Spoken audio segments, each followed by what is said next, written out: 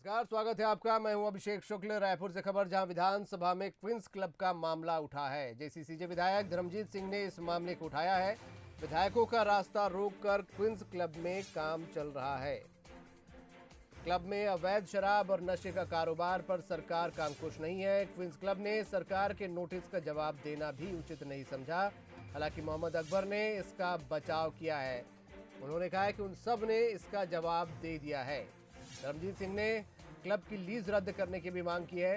सरकार से अधिग्रहित कर रेस्ट हाउस चलाने की मांग की है। क्वींस क्लब में मुंबई, गोवा, नाइजीरिया का कनेक्शन बताया है। सदन में कई सदस्यों ने नशे के अवैध कारोबार को लेकर चिंता भी जताई है। मोहन तिवारी हमारे विशेष संवाददाता फोन लाइन पर जुड़ रहे हैं। मोहन, क्वींस क्लब का भी मुद्दा यहां पर उठा है, क्या हुआ है सदन में इस पर? देखिए, ये मसला हालांकि आज चर्चा में नहीं आना था, क्योंकि विशेष सत्र केवल जो संशोधन विधेयक है उस पर ही केंद्रित था। लेकिन चर्चा के दौरान ये बात भी उठी कि राजधानी रायपुर के एक बड़े क्लब ने विधायकों की कॉलोनी से जाने वाले मार्ग को बंद कर दिया है।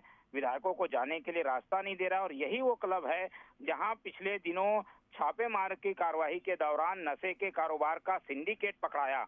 तो इस बात का जिक्र करते हुए कई विधायकों ने अपनी आपत्ति दर्ज कराई और इस बात को लेकर नाराजगी व्यक्त की कि एक क्लब को कहीं ना कहीं कुछ संरक्षण मिल रहा है, जिसकी वजह से ये न केवल विधायकों के रास्ते को बंद किया हुआ है बल्कि नशे के कारोबार को भी संचालित कर रहा है। तो इसके बचाव में मोहम्मद अकबर, जो कि मंत्री हैं, उन्होंने जवाब दिया कि इस क्लब के जो जवाब दिया है वो सारे जवाब इस क्लब ने दिए हैं। इसके अलावा नशे के कारोबार को लेकर जो यथोचित कार्रवाई पुलिस के द्वारा बनती है वो कार्रवाई की गई है। तो एक बड़ा हंगामेदार मूवमेंट यहाँ सदन में हमें देखने को मिला, जिसमें दोनों पक्ष आमने सामने रहे और क्वींस क्लब का मामला एक बार फिर से सदन में जोर शोर से उठा है। जी बिल्कुल मोहन, बहुत शुक्रिया पूरी जानकारी के लिए। तो क्वींस क्लब का मामला एक बार फिर से उठा है। धर्मजीत सिंह ने इस मामले को यहां पर उठाया था और कहा कि विधायकों का रास्ता रोक के ये क्लब अनैतिक काम कर रहा है। लीज रद्द करने की भी मांग की।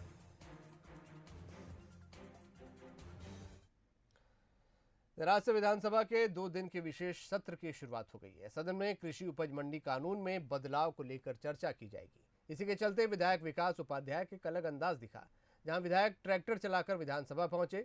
इसके लिए ट्रैक्टर को खास तौर पर तैयार किया गया। विकास उपाध्याय से खास बातचीत की बंसल न्यूज संवाददाता मोहन तिवारी ने। विधानसभा का आज 2 दिवसीय सत्र शुरू हो रहा है और ये सत्र इसलिए बुलाया जा रहा है क्योंकि सरकार चाहती है कि केंद्रीय जो कृषि बिल है उसके रक्षा में किसानों के नए हितों की रक्षा के लिए नए विधेयक संशोधन सरकार पास करे, और इसीलिए इस सत्र का विशेष महत्व है। और इसीलिए जो यहाँ के विधायक है विकास उपाध्याय, वो एक मैसेज देने के लिए ट्रैक्टर में और एक संदेश के साथ यहाँ पहुँच रहे हैं। हमारे साथ विकास उपाध्याय मौजूद हैं, उनसे बातचीत करते हैं। बताइए, क्या मैसेज है इस तरीके के ट्रैक्टर में आने का? आप विधानसभा जा रहे हैं। भारतीय जनता पार्टी की केंद्र सरकार, नरेंद्र मोदी जी की सरकार, राज्यसभा और लोकसभा में 3 ऐसे कृषि अधिनियम को पास किया है जो किसान के हित में नहीं है। अपने हित और अपने कुछ चुनिंदा पूंजीपतियों के हित को देखते हुए, अपनी पार्टी के हित को देखते हुए संविधान में छेड़छाड़ करने का काम कर रही है। और लगातार छत्तीसगढ़ कांग्रेस की सरकार किसानों के साथ खड़ी है, कांग्रेस पार्टी किसानों के साथ खड़ी है, राहुल गांधी, सोनिया गांधी। आप लोग क्या करेंगे सदन में? यहाँ छत्तीसगढ़ में क्या होगा? देखिए, छत्तीसगढ़ आज सदन विशेष सत्र बुलाया गया है किसानों को लेकर। जो समर्थन मूल्य 2500 रुपए समर्थन मूल्य की बात हम लोगों ने की थी, उस पर सरकार और सांसद मंडी अधिनियम पर चर्चा, मंडी अधिनियम पर प्रस्ताव लाया जाएगा और उस प्रस्ताव को किसान के हितों में उसकी लड़ाई आज हम विधानसभा में प्रस्ताव को रखकर लड़ने वाले। छत्तीसगढ़ में ये माना जाए कि जो केंद्रीय कृषि बिल का जो असर है, जिसकी वजह से नुकसान हो सकता है, वो असर अब इस नए कानून की वजह से कम हो जाएगा। बिल्कुल, इस नए कानून से उन लोगों को फायदा भी मिलेगा। और लगातार जिस प्रकार से छत्तीसगढ़ सरकार या भूपेश बघेल जी की सरकार हम चुनाव जीतने के बाद चुनाव के तुरंत 2 घंटे में किसानों का कर्जा हम लोगों ने माफ किया, और राजीव न्याय योजना के माध्यम से हम उनको लगातार मदद करने का प्रयास कर रहे हैं। किसानों के साथ कांग्रेस पार्टी खड़ी है, इसलिए आज ये ट्रैक्टर के माध्यम से विधानसभा मैं जा रहा हूं और एक संदेश है कि किसानों के साथ ये पूरी पार्टी खड़ी है। तो छत्तीसगढ़ में नए कानून के जरिए किसानों के हितों के रक्षा की कोशिश इस विधेयक के जरिए की जाएगी।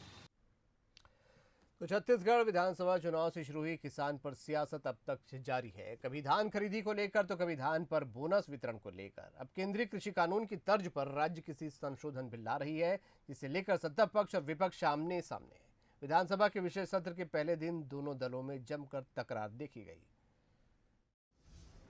किसान पर फिर घमासान। विशेष सत्र पर विपक्ष ने उठाए सवाल। धान खरीदी पर शुरू हुई तकरार। किसान पर विधानसभा के विशेष सत्र के पहले दिन पक्ष और विपक्ष में जमकर तकरार हुई। सरकार ने नया कृषि संशोधन विधेयक सदन के पटल पर रखा, लेकिन विपक्ष ने नए कृषि कानून के औचित्य पर ही सवाल उठाए। इतना ही नहीं, विपक्ष ने विधानसभा के विशेष सत्र को संसदीय नियमों के खिलाफ बताया। उधर विधेयक पर चर्चा के दौरान बघेल सरकार ने कहा, नया कृषि कानून केंद्रीय कानून का उल्लंघन नहीं करता है, उसे टच भी नहीं करता है। हमारी सरकार की कोशिश किसानों के हितों की रक्षा करना है। कृषि और कृषि के आधार पे कृषि के विस्तार के लिए, कृषि को मदद करने के लिए, फैसिलिटेशन के लिए एग्रीकल्चर और उसका रिलेटेड विषय राज्य का सरकार है, मगर उसी से जुड़ा हुआ जो वाणिज्य है और उद्योग है, तो व्यवसाय, व्यापार, उसका संवर्धन, बाकी विषय केंद्र सरकार का विषय है। राज्य सरकार एग्रीकल्चर विषय में कानून बना सकता है, उसमें कोई दिक्कत नहीं, मगर बाकी विषय में जो कानून है वो केंद्र सरकार बनाएगी, उसको हस्तक्षेप नहीं कर सकती। बिहार के किसानों की हालत यदि नहीं सुधरी है तो देश की किसानों की हालत नहीं सुधर सकती, और इसलिए हम अपने किसानों को बचाने के लिए ये कानून लाए, संशोधन किए। हम अपनी सीमाओं पर रहते हुए काम कर रहे हैं, और इसलिए ये जो संशोधन माननीय कृषि मंत्री जी लाए हैं, मैं समझता हूँ अध्यक्ष महोदय इसे इस सदन, पवित्र सदन समेत से पास करेगा, और जरूरत पड़ेगी हम और भी करेंगे। विशेष सत्र में विपक्ष ने राजभवन के साथ हुए टकराव को लेकर भी सरकार पर हमला किया। विपक्ष की तरफ से कुछ ऐसे शब्दों का इस्तेमाल हुआ जिसे आसंदी ने कार्यवाही से हटाने को कहा। विपक्ष ने धान खरीदी को लेकर भी सरकार की घेराबंदी की। विपक्ष ने 20 एकड़ के हिसाब से धान खरीदी और 1 नवंबर से धान खरीदी शुरू करने की मांग की। कुल मिलाकर बीजेपी नए कृषि कानून की राह में रोड़े अटकाने की पूरी कोशिश कर रही है। सदन से संशोधन विधेयक पास होने के बाद मंजूरी के लिए राष्ट्रपति के पास जाएगा, जैसा पंजाब ने किया। सवाल यही है, क्या केंद्रीय कानून के बराबर राज्य का कानून मूर्त रूप ले पाएगा, या आने वाले दिनों में सामने आएगा। मोहन तिवारी, बंसल न्यूज, रायपुर।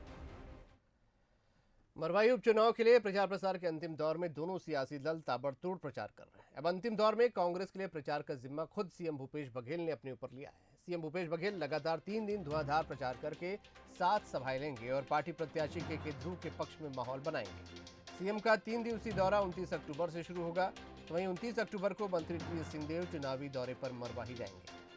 मरवाही उपचुनाव से जेसीसीजे के बाहर होने के बाद अब कांग्रेस और बीजेपी के बीच सीधा मुकाबला है।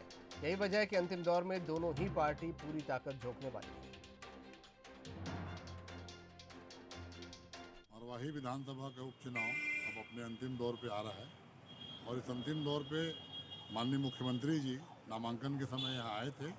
29, 30 और 31 3 दिन में वो 7 सभाएं करेंगे। 29 तारीख को ही पंचायत मंत्री, प्रदेश के स्वास्थ्य मंत्री टीएस सिंहदेव जी भी यहाँ 3 सभा लेंगे। तो इस तरह सारी सभाएं आम मतदाताओं के सामने होंगी और मुख्यमंत्री जी अपनी बात कहेंगे। मरवाही उपचुनाव के लिए कांग्रेस ने अपनी पूरी ताकत झोंक दी है। पार्टी की महिला नेत्री भी लगातार प्रचार के लिए आगे आ रही हैं। प्रदेश महिला कांग्रेस की अध्यक्ष और राज्यसभा सांसद फूलोदेवी नेताम भी अपने दल बल के साथ मरवाही के लिए रवाना हुई। मरवाही रवाना होने से पहले फूलोदेवी नेताम ने दावा किया, कांग्रेस मरवाही सीट रिकॉर्ड मतों से जीतेगी।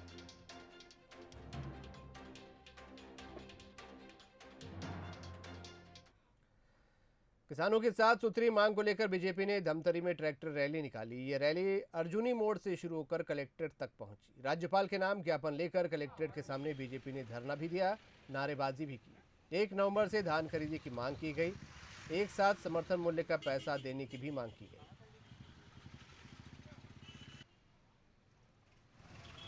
जिन किसानों ने आपको यहाँ पे गद्दी पे बैठाया है, उनके साथ आपका जो लगातार अत्याचार चल रहा है, वो यहाँ के किसान बर्दाश्त करने वाले नहीं हैं। आपने किसानों को झूठ बोल करके, किसानों के साथ में छलावा कर करके और इस छत्तीसगढ़ प्रदेश की सत्ता पाई है। मैं इनसे ये पूछना चाहता हूँ कि इन्होंने जो किसानों से वादा किया था उसको आज तक निभाया है। आदिवासियों से वादा किया था, वो आज तक गरवा लेके खोज रहे कि एक गाय देंगे।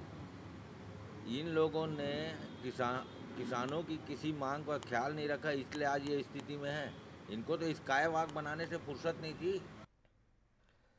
कोंडागांव से खबर, जहां पर जवाहर नगर वार्ड पार्षद और बीजेपी नेता धन सिंह नायक अपनी मांगों को लेकर जगदलपुर से पैदल यात्रा पर निकले। बताया जा रहा है कि बीजेपी पार्षद राज्यपाल से मिलने और ज्ञापन देने के लिए पैदल यात्रा पर निकले हैं। पार्षद की पैदल यात्रा कोंडागांव पहुंची, जहां पर बीजेपी कार्यालय में पार्षद का जोरदार स्वागत किया गया। छत्तीसगढ़ में ड्रग्स के बाद अब क्रिकेट पर लगने वाले सट्टे का कनेक्शन भी गोवा से जुड़ गया है। सटोरी इतने शातिर हो गए कि गोवा में बैठकर बिलासपुर में आईपीएल पर सट्टा लगवा रहे हैं। 5 सटोरियों को पुलिस ने गिरफ्तार किया है। बिलासपुर पुलिस की टीम ने गोवा में छापा मारकर 3 सटोरियों को पहले पकड़ा और फिर 2 आरोपियों को दुर्ग से दबोचा। आरोपियों से 1 करोड़ की सट्टा पर्ची भी बरामद हुई है। बिलासपुर पुलिस ने पिछले 1 माह में 33 स्थानों पर छापेमारी की है। शहर भर में हुई कार्रवाई में 52 सटोरियों को गिरफ्तार किया है। करीब 4.5 लाख रुपए और करोड़ों की सट्टा पट्टी यहां बरामद की गई है। इस बीच कार्रवाई के दौरान जानकारी मिली है कि शहर के कुछ लोग राज्य के बाहर जाकर भी क्रिकेट सट्टे का संचालन कर रहे हैं। आईपीएल के मैच शुरू होने के बाद से बिलासपुर पुलिस के द्वारा लगातार सट्टेबाजों पर कार्रवाई की जा रही है, जिसमें लास्ट टाइम मैंने बताया था कि जो दीगर जिले और दीगर प्रांत से कुछ चले गए हैं सट्टेबाज और वहां से ऑपरेट कर रहे हैं, उनके ऊपर आज कार्रवाई की गई है। बिलासपुर पुलिस की टीम जो है वो गोवा गई थी और वहां। रायपुर से खबर हमारे पास, जहां कृषि उपज मंडी संशोधन विधेयक पारित हो गया है। विधेयक में 7 प्रावधान है। निजी मंडियों को लेकर ये प्रावधान जो था वो पास हो गया है। तो कृषि उपज मंडी संशोधन विधेयक पास हो गया है। कृषि उपज मंडी संशोधन विधेयक सदन में पास हो गया है, जिसके लिए विशेष सत्र बुलाया गया था। उस विशेष सत्र में आखिरकार चर्चा के बाद ये कृषि उपज मंडी संशोधन विधेयक पारित हो गया है। इस विधेयक में 7 प्रावधान रखे गए हैं और इन प्रावधानों के तहत माना जा रहा है कि ये पर्याप्त है किसानों को उनके हक की सुरक्षा के लिए। मोहन तिवारी हमारे साथ जुड़ रहे हैं। मोहन, कृषि उपज मंडी में ये संशोधन विधेयक पारित, ये पास हो गया है? बिल्कुल, अभी पूरी चर्चा के बाद कृषि मंत्री ने जब जवाब दिया, उसके बाद बहुमत के आधार पर ये प्रस्ताव पास हो गया है, जिसमें 7 नए प्रावधान किए गए हैं। सरकार की इस मंडी संशोधन विधेयक के जरिए कोशिश ये है कि जो भी निजी कंपनियां किसानों के साथ कॉन्ट्रैक्ट खेती के जरिए, कॉन्ट्रैक्ट फार्मिंग के जरिए खरीदी बिक्री का काम करेंगी, उस पर राज्य सरकार का नियंत्रण होगा। जांच का अधिकार होगा, केस करने का अधिकार होगा, स्टॉक चेक करने का अधिकार होगा।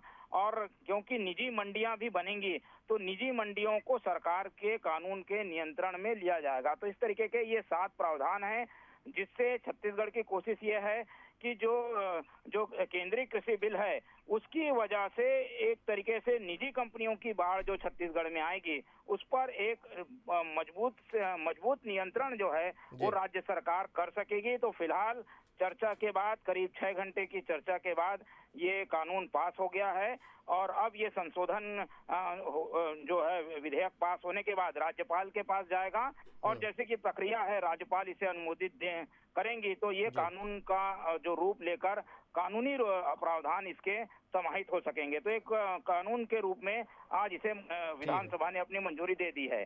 मोहन, आज ये सत्र 2 दिवसीय था। आज खास तौर पर इसी संशोधन विधेयक को लेके ये प्रावधान था, लेकिन पहले दिन ये बिल पास हो गया। अब दूसरे दिन की क्या कार्यवाही होगी, कुछ उस बारे में जानकारी दी गई है?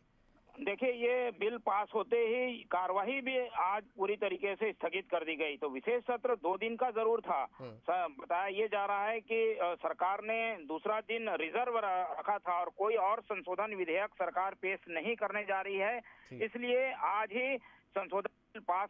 साथ ही विधानसभा अध्यक्ष ने जो सत्र है शान की कर दी, यानी विशेष सत्र खत्म हो गया अब अनिश्चित काल के लिए जब शीतकालीन सत्र होगा तब नया सत्र होगा, तो नया कोई कानून और सरकारी बिजनेस नहीं होने के कारण कल का दिन नहीं होगा और आज ही सत्र जो है वो विशेष सत्र खत्म हो गया है। जी बिल्कुल मोहन, बहुत शुक्रिया पूरी जानकारी के लिए। तो ये बड़ी खबर इस वक्त थी कि मंडी संशोधन विधेयक जो है वो बिल पारित हो गया है। कृषि उपज मंडी संशोधन विधेयक पारित हो गया है। विधानसभा में 2 दिवसीय सत्र था, लेकिन पहले दिन ये विधेयक पारित हो गया है। इसके साथ ही विधानसभा भी अनिश्चितकाल के लिए स्थगित कर दी गई है।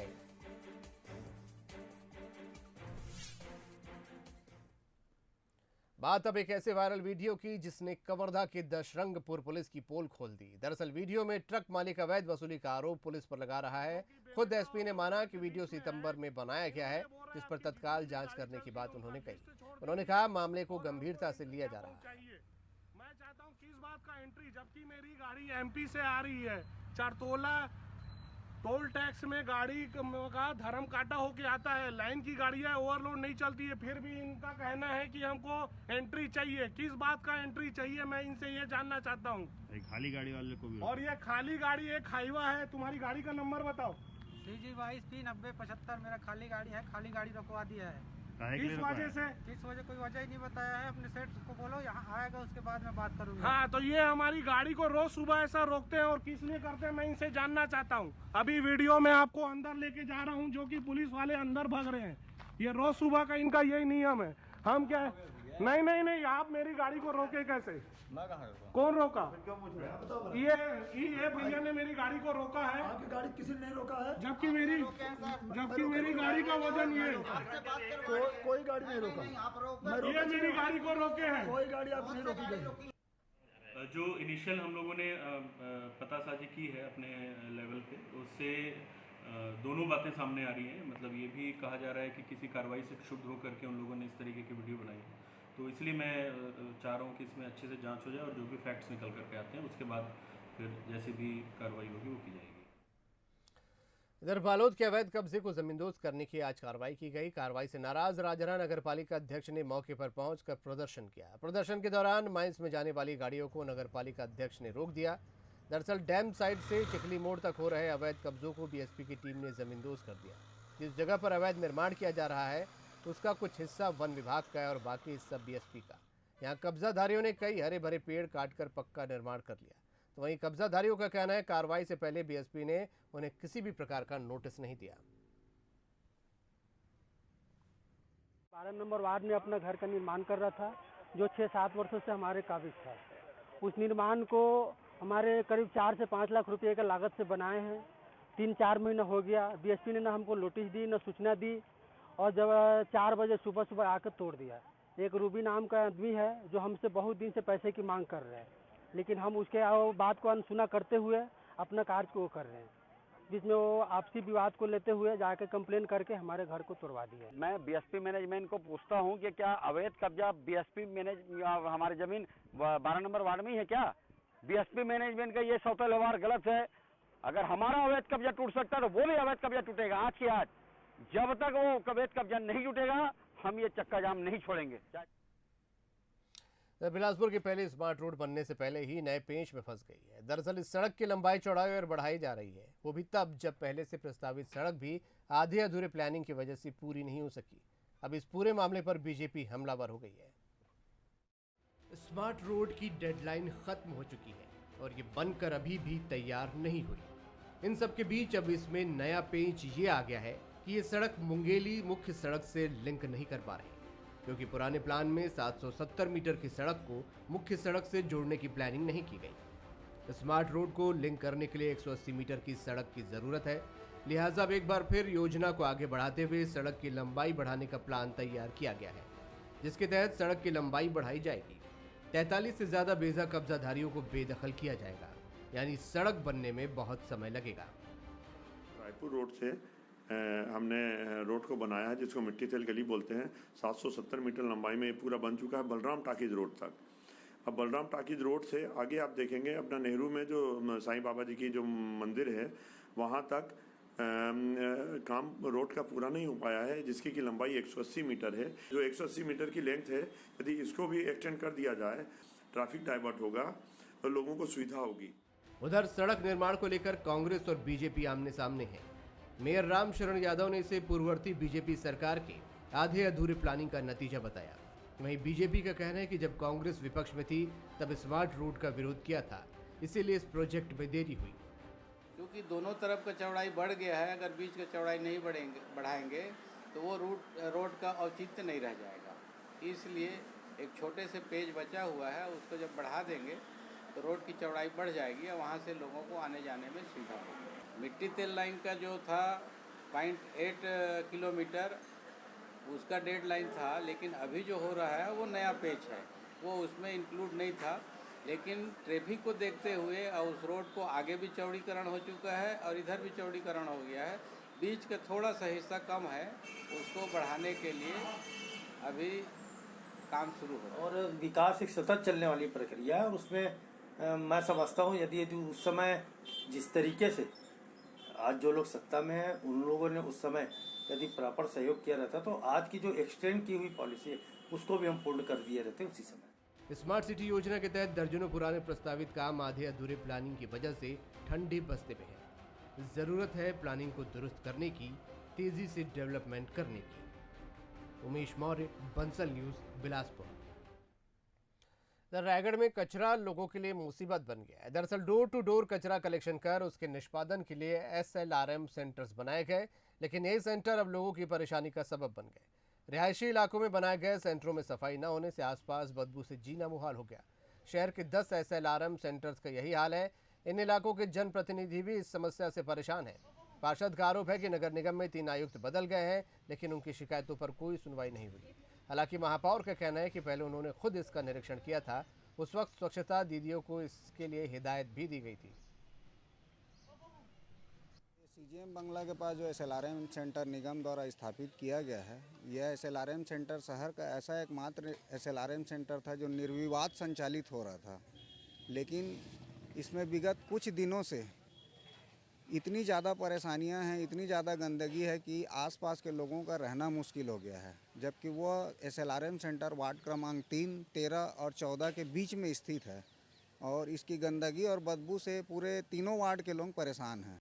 इसके लिए मैं कमिश्नर सर से मैं चर्चा करके इसमें जल्दी से कार्रवाई करवाऊंगी और आगे मेरी यही कोशिश रहेगी कि वहीं जो पार्षद नाराज है उसको विश्वास पर लेकर मैं कार्रवाई करूंगी और काम भी करवाऊंगी। तो बुलेटिन में फिलहाल इतना ही, दीजिए इजाजत, नमस्कार।